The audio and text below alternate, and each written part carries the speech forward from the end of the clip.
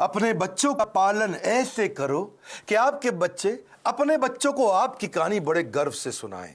नमस्कार, मैं Vivek Bindra, founder and CEO बड़ा बिजनेस.com। आज बात करेंगे बच्चों को काबिल बनाने का सबसे बड़ा रहस्य। और वो क्या है सबसे बड़ा रहस्य? पेरेंटिंग की बात करेंगे। आज ऐसे टिप्स दूंगा, हिल जाएंगे। अभिमन्यु को चक्रव्यूह भेदने की सारी कला मां के गर्भ में ही सीखने का अवसर मिल गया था। प्रहलाद 5 साल से कम उम्र के अंदर सारे शास्त्र सीख गए थे। होलिका का दहन हो गया, लेकिन प्रहलाद का दहन नहीं हुआ। होलिका, जिसको आग में ना जलने का वरदान था, वो भी जल गई। पेरेंट्स वो पहले, they are first looking glass of their children. So to be in your child's memory, बच्चों की मेमोरी में रहने के लिए आपको उनके जीवन में रहना पड़ेगा। सबसे पहले कितने भी झगड़े हो माता पिता के आपस में निपटा देने चाहिए। पेरेंटिंग है, मदरिंग फादरिंग नहीं है। मदर अकेले फादर अकेले नहीं, पेरेंटिंग दोनों चाहिए है। नुकसान बड़ा हो जाता है वरना। 1 साल तक बोलना और चलना सिखाते हो छोटे बच्चे को, आप 1 साल तक उसको बोलना चलना सिखाते हो, बोलो बोलो बेटा बोलो, सीखता है। और उसके बाद आगे कई साल तक आप उसको बोलते हो चुप बैठो चुप बैठो चुप बैठो चुप बैठो। बोलना भी बंद, चलना भी बंद, चुप बैठो चुप बैठो चुप बैठो। तो क्यों सिखाया 1 साल तक बोलो चलो, अब बोल रहे हो चुप बैठो। बच्चों को यह मत सिखाओ कि वो क्या सोचे, ये सिखाओ कि वो कैसे सोचे। Because a badly parented child is a lost child.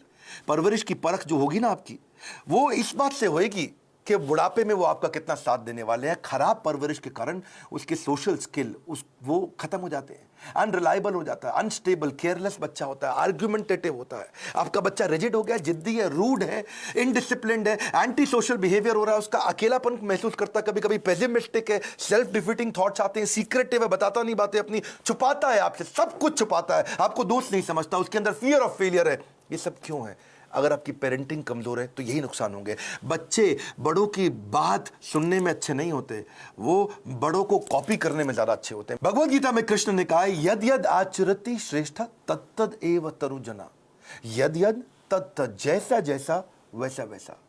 मेरी बात समझिएगा, जैसा जैसा फादर कहेगा वैसा वैसा बच्चा नहीं करेगा, पर जैसा जैसा फादर करेगा वैसा वैसा बच्चा अपने आप करेगा। क्या मतलब हुआ? अगर आप बोलोगे तो नहीं मानेगा, आप करोगे तो अपने आप करेगा। इसका मतलब बच्चे कॉपी करना जानते, सुनना नहीं जानते। आप उन्हें इंस्ट्रक्शन मत दो, इंस्पिरेशन क्रिएट करो, वो अपने आप करेंगे। जैसा जैसा लीडर कहेगा वैसा वैसा फॉलोअर नहीं करेगा, लेकिन जैसा जैसा लीडर करेगा वैसा वैसा फॉलोअर अपने आप करेगा। और यही माता पिता और बच्चों के साथ भी होता है। एक बात समझिए कि greatest mark of parent is how they treat their child when no one is looking. जब कोई नहीं देख रहा हो, आप अपने बच्चों को कैसे डील करते हैं। 3 F याद रखिएगा। फर्म रहिए बच्चों के साथ, जो काम की बात है उस पर टिके रहिए, फेयर रहिए, जबरदस्ती सजा मत दीजिए, और फ्रेंडली भी रहिए ताकि कभी सजा देनी भी पड़ जाए तो मित्रवत व्यवहार बना रहे आपका उसके साथ में।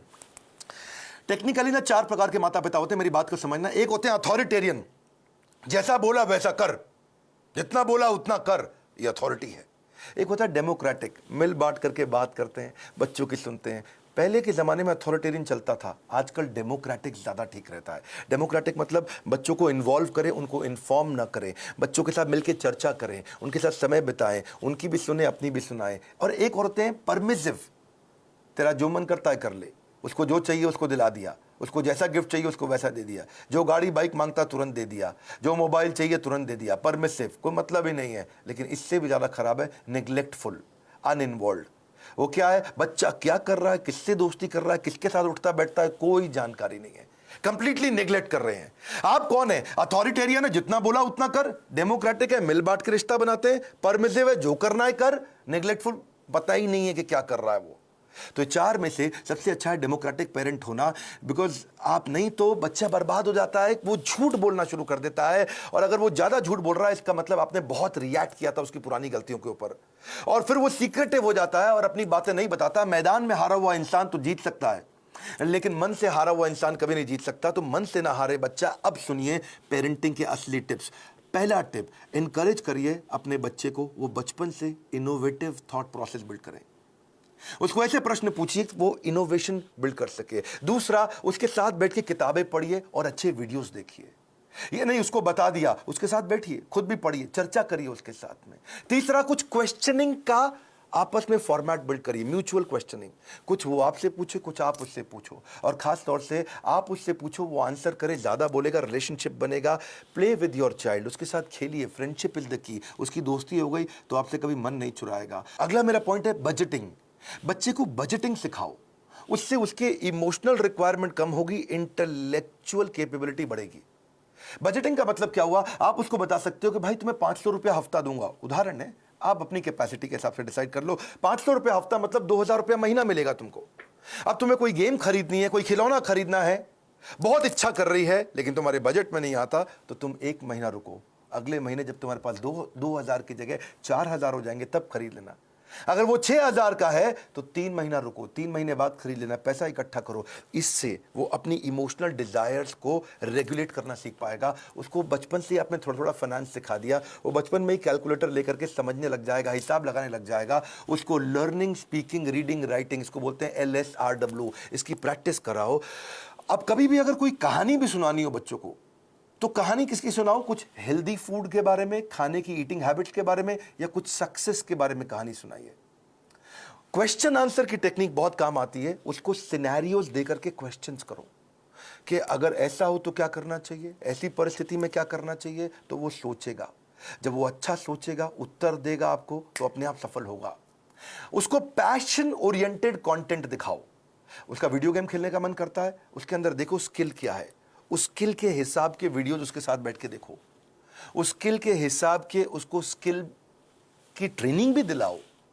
उसको अगर वो बाहर खेलने नहीं जा रहा है, अंदर केवल कंप्यूटर गेम पे लगा है, या केवल बाहर खेलने जा रहा है और कंप्यूटर पे बिल्कुल नहीं बैठता, इक्वल वेटेज दो। कंप्यूटर गेम्स से भी बच्चे का माइंड शार्प होता है, और बाहर भी खेलने जाए। यानी कि फिजिकल और इंटेलेक्चुअल दोनों कैपेबिलिटीज उसकी बिल्ड करनी जरूरी है। आप उसको अलग अलग सिनेरियो के जब क्वेश्चंस करते हो ना, तो उसमें रिस्क और फेलियर को भी थोड़ा थोड़ा आने दो उसकी लाइफ में। थोड़ा स्मॉल रिस्क, स्मॉल फेलियर आने दो, तभी बाउंस बैक करना सीखेगा। उससे वो प्रॉब्लम सॉल्व करनी सीखेगा, और problem solving is a game changer. मेरा एक इंपॉर्टेंट सजेशन है, अपने बच्चे के साथ में मोटिवेशनल कंटेंट बैठ करके कंज्यूम करें, यानी इससे उसका कैन डू एटीट्यूड बढ़ेगा। मैं भी कर सकता हूं। मोटिवेशनल कंटेंट के लिए जो भी अच्छे वीडियोस हैं, केवल मैं मेरे वीडियोस नहीं बोलता हूं, कई प्रकार की इंस्पिरेशनल स्टोरी बेस्ड वीडियोस आते हैं, कई एनिमेटेड वीडियोस होते हैं। उसके साथ बैठो, देखो, उससे पूछो आपने क्या सीखा, फिर आप बताओ आपने खुद क्या सीखा, फिर वो बताए उसने क्या सीखा। तो इससे उसके अंदर कैन डू एटीट्यूड बिल्ड होगा, और हो सके तो थोड़ा ऑर्गेनाइज करने में उसकी मदद करो। उसके साथ बैठ करके देखो, अपने आप बच्चा ऑर्गेनाइज कभी नहीं होगा। बेड लगाना तो आप मत लगाएं, अगर आप माँ हैं, बच्चे को साथ में लगाएं कि हम दोनों मिलकर आज बेड लगाएंगे, हम दोनों मिलकर आज अलमारी सेट करेंगे, हम दोनों मिलकर आज वॉशरूम साफ करेंगे, हम दोनों मिलकर के आज अपनी स्टेशनरी को ऑर्गेनाइज करेंगे, हम दोनों मिलकर के आज किताबों के कवर चढ़ाएंगे। और उसके बाद धीरे धीरे आप उसको बोले अब तुम करके दिखाओ, पहले आप करो और वो करे साथ में, फिर उसके बाद उसको बोलो अब तुम अकेले करके दिखाओ मुझको। उसकी थॉट प्रोसेस अगर बिल्ड होना शुरू हो जाए तो उसको प्रेज करो, तारीफ करो। उसको कभी कोई स्टोरी सुनानी हो तो ग्रोथ माइंडसेट की स्टोरी सुनाओ। आपको उसकी तारीफ करनी, actions that are appreciated they get repeated. तो जिस एक्शन पे आप उसको अप्रिशिएट करेंगे, उस एक्शन को बार बार लेगा। जिस व्यवहार पे दोगे पुरस्कार, उसी को तो वो दोहराएगा बार बार। और आप क्या करें, जब भी चर्चा करनी हो, गोल ओरिएंटेड चर्चा करो, फ्री फ्लो चर्चा नहीं होनी चाहिए। और क्या मजे हो रहे हैं, बस आप लगे ही हुए, इसके बाद कुछ भी बात किए जा रहे हैं। सोचिए मैं इसको कैसा बनाना चाहता हूं, उस सब्जेक्ट की कहानियों पे चर्चा करो, गोल ओरिएंटेड। हाँ, बच्चे को माइक्रो मैनेज मत करिएगा कभी भी। छोटी मोटी गलतियां करता है, करने दो, हर समय नहीं टोकना। आप पॉजिटिव साइड बिल्ड करिए, नेगेटिव साइड अपने आप चली जाएगी। नेगेटिव साइड को मना करोगे कभी नहीं जाएगी। तो इसलिए पॉजिटिव सोल्यूशन ओरिएंटेड क्वेश्चन पूछो। अगर वो कोई गलती कर भी देता है, बताओ मत तूने ये गलत किया, उससे पूछो इसको और अच्छे से कैसे कर सकते थे बेटा, इससे अच्छा तरीका क्या है, ये क्या है, पॉजिटिव सोल्यूशन ओरिएंटेड क्वेश्चन। बेटा आपको क्या लगता है सबसे इंटेलिजेंट बच्चे इसको कैसे हैंडल करते, बेटा आपको क्या लगता है सबसे अच्छा तरीका इसको करने का क्या हो सकता है। तो वो बेचारा कंपल्शन में आपको सही आंसर देगा। जब वो बार बार सही आंसर देगा, बार बार सही आंसर देगा, तो उसके संस्कारों में बैठना शुरू हो जाएगा, और धीरे धीरे वो वैसे ही प्रैक्टिस में भी आ जाएगा उसके। इसके बाद